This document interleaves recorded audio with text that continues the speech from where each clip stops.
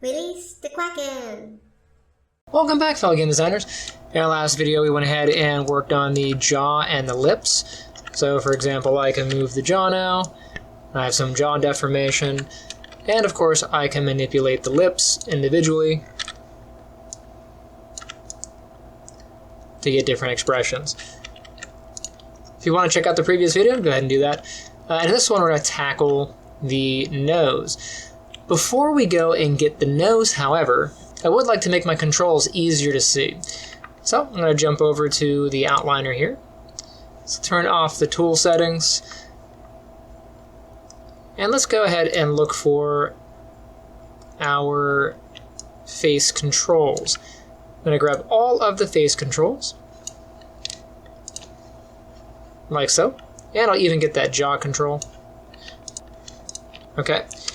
Control G to group them. This is going to be called face controls. And now let's go ahead and color code these. If I grab my face controls here, you'll notice how it grabs all of them, which is pretty handy. I'm going to go up to display, come down to wireframe color. And in here I can specify a wireframe color. I think the default color for my controls should be a light blue. So I'm going to go ahead and hit that and hit apply. And now all of my controls have this wonderful powdered blue color. Amazing. But I'm not going to stop at just that. I can also assign colors based on the side of the body. I'm going to go ahead and select all of my left controls, so anything that has an L.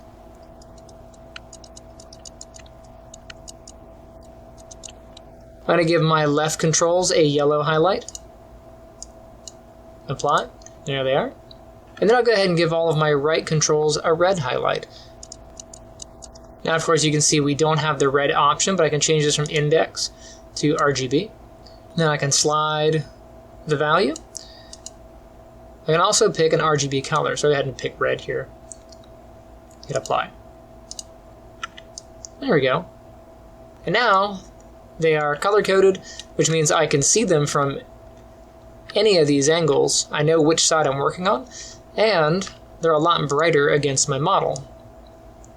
Nice. Alright, so let's go ahead and dive on in here. I'm going to select the skin, go up to skin, grab these paint skin weight options. Let's close the outliner. So go ahead and grab my left nostril here. And I'm going to assign some control to this guy, but really I don't know how far I want this control to go. So I hit Q, let's grab that control, I'll move it, say like out to here, grab the skin, open up skin weights again, there we go. Make sure I have my nostril, I'll set my value to add, and I'll do 0.1, hold B, left click to increase my brush size. Now I can start painting the nostril. This way we can kind of flare them out. Maybe sniffling.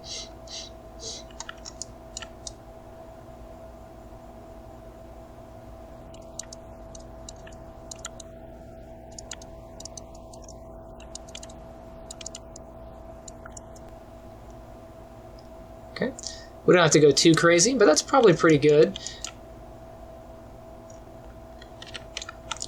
And now I can do this.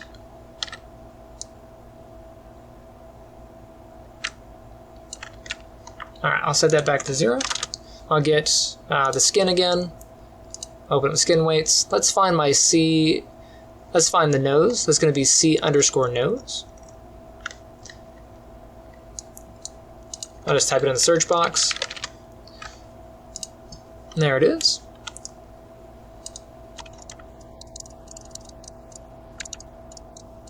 The tip of the nose is pretty much 100%, but then we're going to have a little bit of control off to the sides here.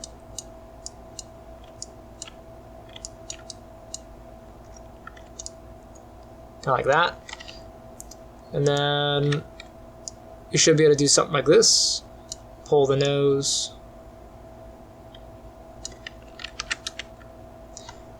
Like if you're pushing your nose, how much does this control, right? I think we can give it a little bit more on that side.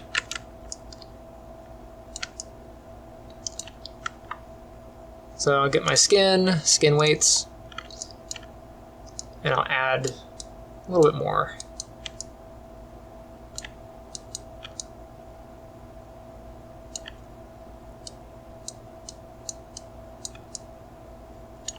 I'll set that back down to 0. And then lastly, I want to do this cheek. So I'll come over here, grab that controller, I'll move the control. Grab the skin, open up the skin weights. Let's get the cheek. I'll work on the left cheek over here. Let's up my brush size.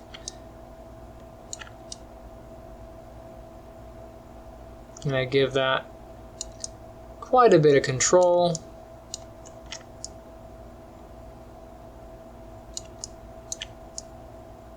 Think about like a grandmother pinching, you know?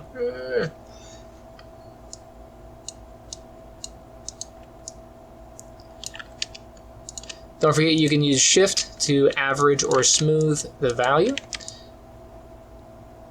And the amount of pull is up to you. So I think that's pretty good. You can always add more or less depending on what you want. Alright, I'll set that back to 0. So now I want to mirror the skin weights on the head. So I'm going to select all of the head. So I'll go to front view. F9 to go into vertex selection. And I would just select the whole head.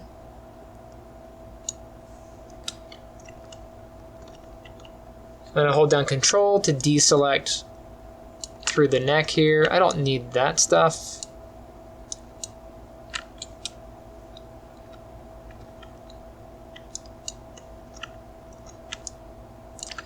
To get rid of these rings here, I'll hold down Control, click on one vertex, and then go to the next one, double click.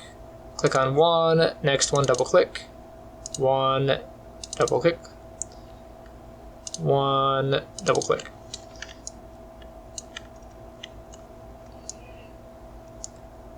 Looks like I missed some down here. Okay. I'm going to go up to skin, get my mirror skin weight options. Defaults are fine, so YZ, positive, closest in distance, and I'll hit mirror. Alright, let's test it. Let's make sure things are working the way they should. First, let's make sure nothing got broken. So my lips, that looks about right. Looks about right. Looks about right. Okay, so those are good. Those didn't change any. Nose. Equal pull left and right. Looks good. Nostril. That one's good. Let's see if this one does the same. Good. Cheek. Pretty good. Other cheek. Awesome. And there we go. In the next one, we'll tackle the eye. So save your work, stay tuned, and I will see you next time. Hey guys, thanks for checking out my channel. Misty and I both thank you. If you enjoyed that video you just watched, make sure you hit that like button and subscribe. Also, if you'd like to support the channel, there's Lame Duck Studios merch. Grab yourself a cool hat, sweater. You can always check out my Patreon, where you can get access to exclusive content just for my patrons, as well as videos ad-free ahead of time. Or pick up one of my books. The Life and Times of Dinah Marton is about a criminal psychologist who moonlights as a serial killer, and The Guardian's Path of Ascension is about 5 teens who realize they have the power of gods and have to save the universe. Both of those are available on Amazon. There are links down in the description. And The Guardians is going to be converted into a comic book. I'm working with my artist Patrick. We're pretty excited. We're shooting for an October release. You can see some of the work that's been done here. And yeah, thank you for watching, and I shall see you next time.